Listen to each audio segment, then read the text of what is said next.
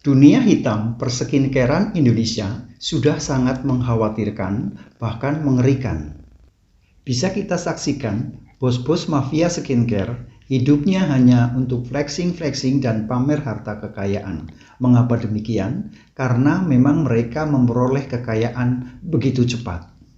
Mereka kerjaannya hanya flexing dan pamer harta kekayaan tanpa peduli bahwa ribuan kulit wanita Indonesia banyak yang menjadi korban dari ulah mereka. Dan ketika ada Nikita Mirzani yang mulai membongkar produk mereka dan bagaimana penjualannya yang ilegal, dengan uang mereka mencoba mendekati Nikita Mirzani dan mencoba menyumpal mulut Nikita. Namun dengan kelicikannya, mereka menyumpal mulut Nikita dengan uang, tetapi mereka merekamnya sebagai jebakan. Sama seperti cara licik mereka dalam penjualan skincare. Mulai dari cara menjual produk yang overpriced hingga menjual produk yang mengandung bahan-bahan berbahaya. Dan akhirnya, tanpa ada kejelasan, tiba-tiba Nikita Mirzani ditahan. Nikita Mirzani yang dari awal diduga melakukan pemerasan, namun saat sidang semuanya berubah. Nikita dituduh melakukan pencemaran nama baik. Benarlah kata Deddy Mulyadi, jika kamu masih miskin, hidup di negara ini, jangan banyak gaya, jangan bertingkah. Kamu boleh banyak gaya jika kamu banyak duit. Karena jika kamu banyak duit, jangankan banyak gaya dan flexing, kamu bisa menjadi raja yang bisa mengatur banyak hal.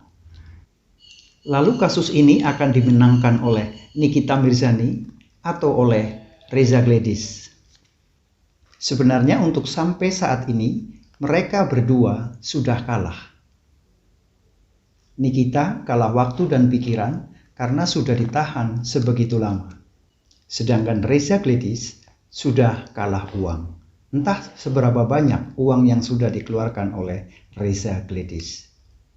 Bahkan dikabarkan bisnis-bisnis usaha dari Reza Gladys banyak yang mengalami kebangkrutan. Lalu siapa yang menang?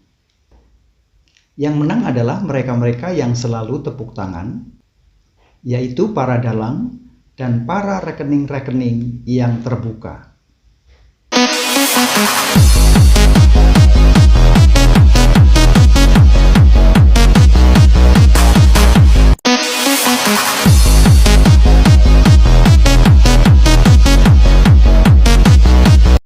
Wow, buzzernya sangat mengerikan sekali ini. Tapi nggak apa-apa, gue akan tetap stand up buat apa skincare overclaim dan skincare overprice. Karena apa? Banyak orang yang tidak berani untuk menyuarakan hal tersebut. Apalagi di pedesaan. Di pedesaan itu banyak wanita-wanita yang tidak tersosialisasikan akibat apa? Akibat orang-orang salah satu owner yang menjual skincare-nya itu dengan overclaim, overprice, dan juga merusak kulit manusia di Indonesia Raya Merdeka ini. Dan terkhususnya untuk orang yang menghujat itu wajar sih menurut gue, karena ada pro and kontra di sosial media ini. Kita gak selalu menerima hal yang baik dan hal yang buruk gitu.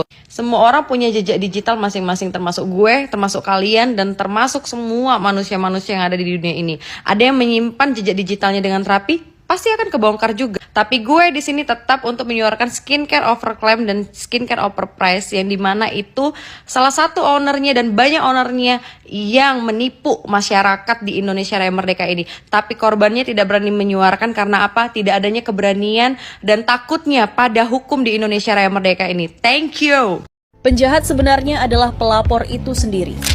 Kasus hukum yang mengguncang dunia hiburan dan industri kecantikan Indonesia kini melibatkan dua nama besar, Nikita Mirzani dan Reza Gladys. Semuanya bermula dari sebuah live streaming TikTok yang tak terduga, di mana Nikita memberikan ulasan tajam tentang produk skincare milik Reza Gladys. Ulasan tersebut memantik badai besar, bukan hanya sekedar opini pribadi, melainkan sebuah kontroversi yang memicu perseteruan sengit antara mereka. Namun, apakah ini hanya masalah antara seorang influencer dan seorang pebisnis? Ternyata, kasus ini jauh lebih rumit dari yang dipikirkan banyak orang. Masalah pribadi yang dibawa ke meja hijau. Persidangan yang digelar pada 24 Juli 2025 di Pengadilan Negeri Jakarta Selatan semakin memperburuk situasi. Dalam sidang tersebut, Reza Gladys yang juga menjadi saksi mengungkapkan kenyataan yang mengejutkan. Ia membalikan arus dakwaan yang diajukan kepada Nikita Mirzani dan membuat banyak orang bertanya-tanya apa sebenarnya yang terjadi di balik layar kasus ini. Awalnya, Reza mengklaim bahwa masalahnya dengan Nikita adalah terkait dengan dugaan pemerasan. Namun, di persidangan, Reza justru mengungkapkan fakta yang membingungkan. Ia menyebutkan bahwa masalah ini ternyata lebih bersifat pribadi, yang menunjukkan bahwa perseteruan mereka tidak sebesar yang dipikirkan banyak orang. Saya melaporkan ini yang mulia izin menjawab. Permasalahan pribadi saya, kredibilitas saya sebagai dokter kecantikan pribadi sudah. Sebagai pribadi Anda tidak ada kaitannya dengan skincare. Betul, sebagai dokter Reza Gladys. Sebagai pribadi. Betul. Oke. Debat tentang izin BPOM dan produk berbahaya. Persidangan tersebut tidak hanya menyoroti masalah pribadi, tetapi juga membuka isu yang lebih serius, yaitu legalitas produk skincare yang dijual oleh Reza Gladys. Nikita Mirzani dengan tegas menyatakan bahwa produk Reza tidak tercatat di BPOM dan menuduhnya menjual produk ilegal. Reza yang tidak dapat lagi menutupi kebenaran mengaku bahwa produk tersebut bukan miliknya, melainkan milik orang lain. Bahkan lebih mengejutkan lagi, Reza dengan polos mengungkapkan bahwa produk tersebut hanya diberi label BPOM yang ditempel begitu saja. Produk ini dijual bebas di e-commerce, meskipun menurut regulasi BPOM, produk semacam itu hanya boleh digunakan oleh tenaga medis di klinik. Bagaimana Reza Gladys bisa mempertanggungjawabkan tindakannya menjual produk ilegal dan berbahaya yang mengancam keselamatan konsumen, sementara ia mengaku bahwa produk itu bukan miliknya? Harus tahu, jangan sampai di situ ada kebohongan, ada penipuan pada masyarakat, tidak boleh. Jarum suntik lagi. Nah, terus ada jarum suntik, itu lebih bahaya. Jarum suntik ada masalahnya loh. Dalam persidangan, suami Reza Gladys atau Mbah Mufid yang juga menjadi saksi turut mengakui bahwa masalah antara Reza dan Nikita Mirzani memang bersifat pribadi. Izin menjelaskan kemudian masalah ini adalah masalah pribadi karena pribadi Artinya Anda menegaskan bahwa ini masalah pribadi istri Anda, bukan masalah skincare dan Glavisia. Pernyataan ini semakin memperjelas bahwa mereka bersaksi tidak sesuai dengan dakwaan awal dan berita acara pemeriksaan BAP yang telah disusun sebelumnya. Hal ini semakin menunjukkan ketidakkonsistenan dalam penyampaian kesaksian yang seharusnya didasari oleh fakta yang jelas dan kuat. Mengaku tidak mengenal sosok Sarno.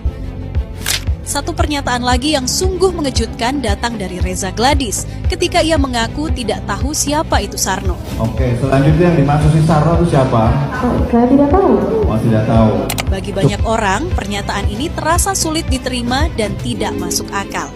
Pasalnya, dalam unggahan sebelumnya, Reza dengan jelas menyebut nama Sarno dalam kaitannya dengan perkara dugaan pencemaran nama baik yang melibatkan sosok viral yang dikenal sebagai dokter detektif.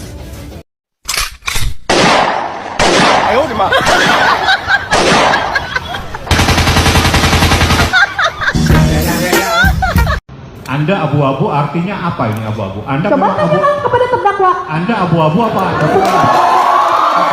Balik layar drama hukum yang melibatkan Reza Gladys dan Nikita Mirzani, ada cerita yang jauh lebih kompleks daripada yang dipahami banyak orang. Di ruang sidang, Reza Gladys dengan ekspresi yang agak kebingungan, akhirnya mengakui bahwa ada kesepakatan antara dirinya dan Ismail Marzuki, asisten Nikita Mirzani yang terlibat dalam transaksi sebesar 4 miliar rupiah. Ismail Marzuki menyepakati membayar 2M ke PT Bumi Paralel. Oke, cukup. Satunya lagi, 2 miliarnya lagi bagaimana? Harus cash ya dok, besok. Harus cash dok. Cukup seperti itu. Baik, terima kasih. Dan sepakat Anda untuk menyelaksanakan itu. Sepakat di bawah Oke, tekanan. terima kasih yang mulia. Sudah sepakat ya mulia. Kebingungan ini semakin jelas ketika kita menilai konsistensi antara laporan awal dan kesaksian di persidangan.